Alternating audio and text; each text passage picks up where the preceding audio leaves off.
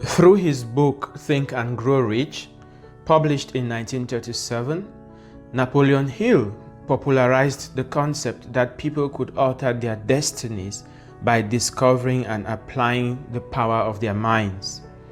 This was not a new concept, since metaphysics and mental science had been around for quite a while, and quantum physics was in its nascent stages. But it is thanks to Napoleon Hill that this new awakening took the business world by storm. Through his book, this one man has made more millionaires than any other human being who ever lived. That is a legacy worth praising. In 1952, Norman Vincent Peale released his own book, The Power of Positive Thinking, which reinforced the awareness that by applying the powers of the mind, anyone could become who they wanted to be.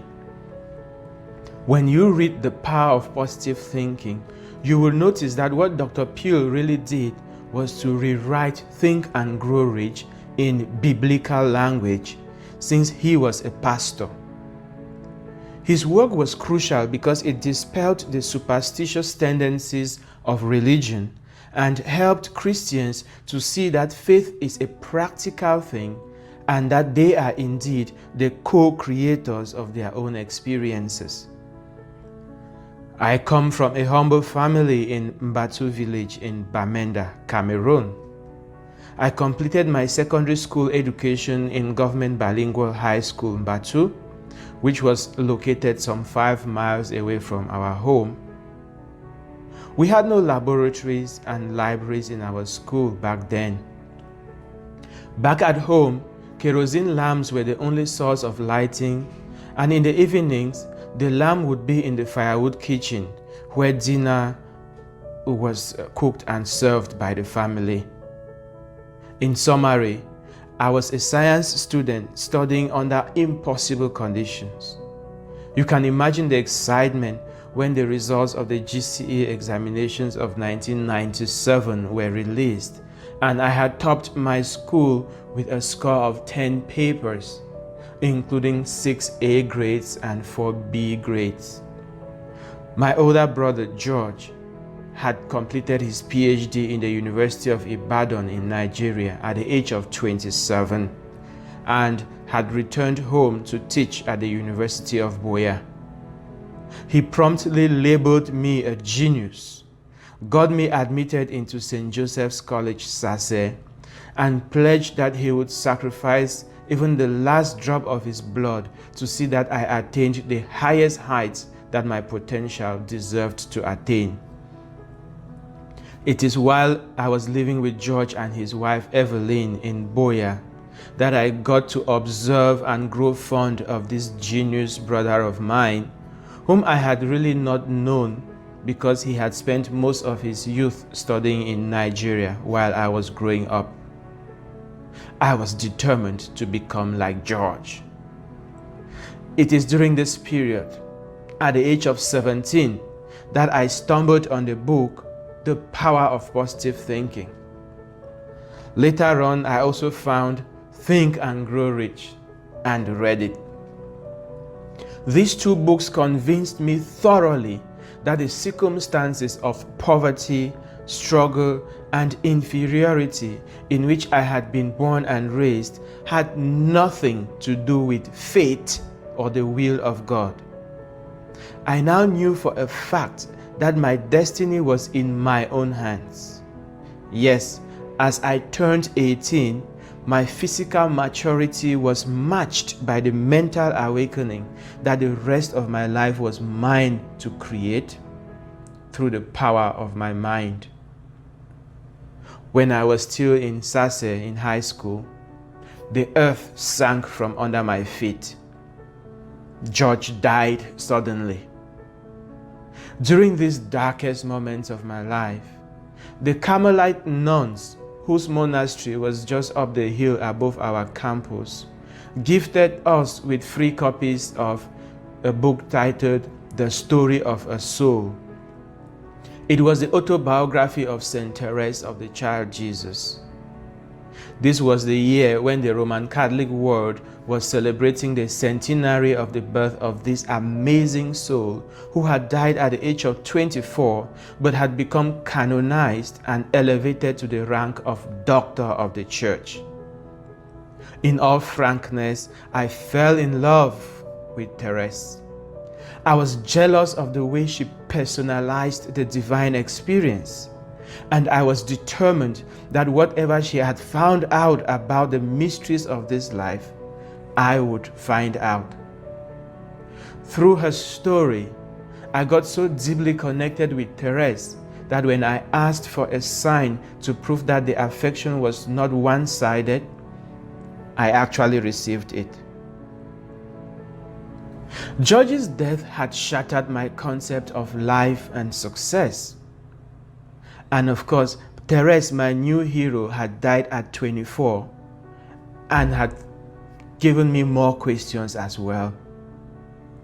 George was the most God-fearing, handsome, intelligent, hardworking, loving, humble, and virtuous young man I ever knew.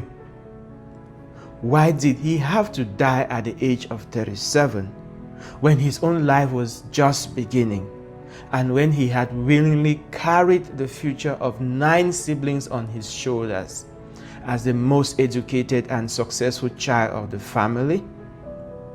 I had too many questions and no answers at all. The power of positive thinking and think and grow rich definitely did not prepare me for such a challenge. It became clear to me that while self-help books may motivate you and give you techniques to acquire some level of material success, the real hardcore questions of life are not in their league. So you can understand the role that the story of a soul had in reshaping my life. It served as a doorway into the spiritual dimension and turned me into a budding mystic as a young adult. If you have an inquiring mind, a reflecting soul, swift legs, and ready hands, you will find that the universe is always eager to reveal its secrets to you. My studies, contemplation, experimentation, and countless visions have revealed to me that the ancient mystical traditions that gave birth to thriving civilizations in Egypt, Mesopotamia, India, and China thousands of years before Jesus was born are the same that are ingrained in the cultures and traditions that have been handed to us for generations. The secret of the universe is within our souls. Books only serve as keys to open these treasure chests. I was immersed in African mystical tradition from childhood. My Christian upbringing and studies helped me refine this priceless spiritual heritage. My scientific education orientated me toward the spiritual principles that I could find scientific evidence for. My career as a clinical pathologist, teacher, and manager gave me the tools to articulate these secrets into simple and practical systems that people can apply to transform their lives. And so, this is how I got to where I am today. And if I have a message for you today, what I would say is this: you are not here for yourself. You are here to reveal the splendor of the divine life that dwells within you. And the key to unleashing this splendor is by loving and serving others. You are not here to chase after toys in the name of success. To be successful is to wake up to your divine essence. When you become who you truly are, you will find that all things are already yours. mind power, self-help, personal development, motivation, business strategy, and all the tools and techniques you learn every now and then do work some of the time. But if you do not first get yourself grounded in your spiritual essence before building material success, you will be building your castle upon sand. I am GodfreyEsoh. Thank you for following this episode of Raptures of Inspiration.